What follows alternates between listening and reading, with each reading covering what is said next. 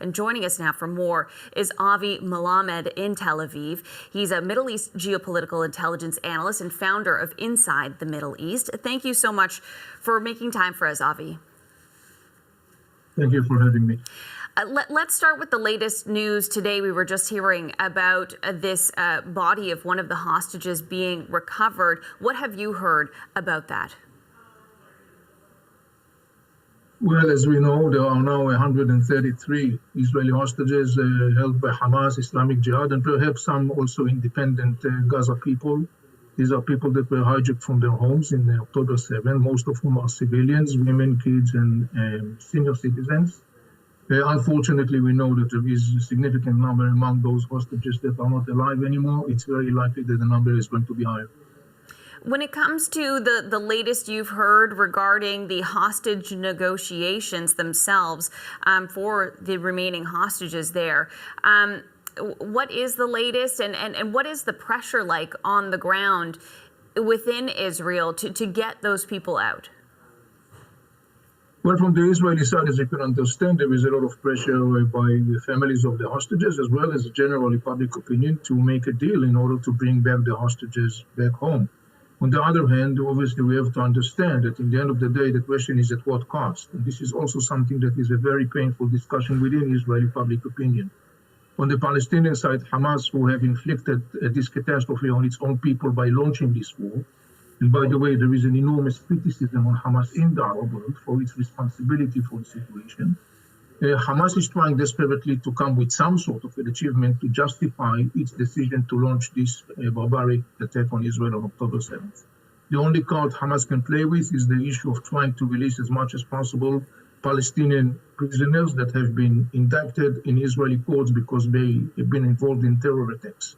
And so you see there is an enormous tension between the two positions, and unfortunately it doesn't really promise a lot in the context of the odds for an upcoming very closely deal of releasing at least some of the hostages, but we'll have to see and see how things will evolve.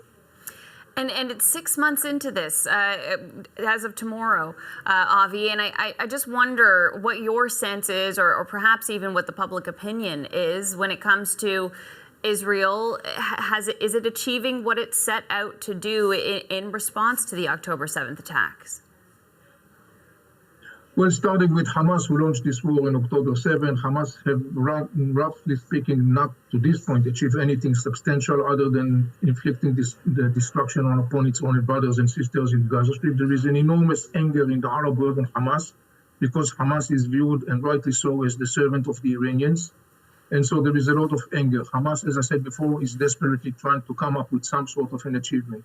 On the Israeli side, the major objectives of the government set to the IDF following the Hamas attack to release and bring back all the hostages. Obviously, that has not been achieved so far, and it cannot be achieved through a military move only. And the other thing, of course, is to bring to end Hamas rule in Gaza Strip. This is something that both Israel and the American administration and major European states, and I have to emphasize, major Arab states are looking for. They want to see Hamas' ability shrink to the maximum, because as long as Hamas is continuing to dictate its radical agenda, there is no hope to Israelis and Palestinians. When it comes to political support right now, Avi, what is support like for Israeli Prime Minister Benjamin Netanyahu through all of this? There is an overwhelming Israeli consensus about two things: to bring back the hostages back home as soon as possible, if possible. And the second thing is to end Hamas' ability to continue and to terrorize Israel. And these are the two major issues that there is a clearly Israeli consensus about it. And so when it comes to Benjamin Netanyahu, what do you think his political future holds because of what we've been seeing unfold? Benjamin Netanyahu made it very clear. He basically said, we are continuing this war until the final decisive winning, triumph. What's the meaning of that? If I try to translate it in the context of the Israeli public opinion, I would say releasing all of the hostages and ending Hamas rule in Gaza Strip. Practically speaking, what we are looking at, it's something that could take a long period of time. What about when it comes to the U.S. putting more pressure on Netanyahu? Do you think that relationship is at risk? No, I do not think so. In the end of the day, we have to remember, Biden administration, President Biden and Israel see eye to eye. And as I said before, and I have to reemphasize it, the major Arab states, Saudi Arabia, Egypt, Jordan, they all view Hamas as a threat to their own national security. So they all want to see Hamas war comes to an end, or at least to see a situation where Hamas is no longer able to continue and dictate its radical agenda. There are some points of disagreement or differences of opinions between the Israeli government and the current American administration. But all in all, when I look at the whole situation on the ground, I do remind ourselves that the overarching common goal of both sides, all sides, is in the end of the day to end Hamas rule and to make sure that it will not be able to continue and to dictate its radical agenda. And I have to emphasize, not less significant, the Iranian radical agenda on the region. Avi, we appreciate getting your perspective today. Thanks so much for your time.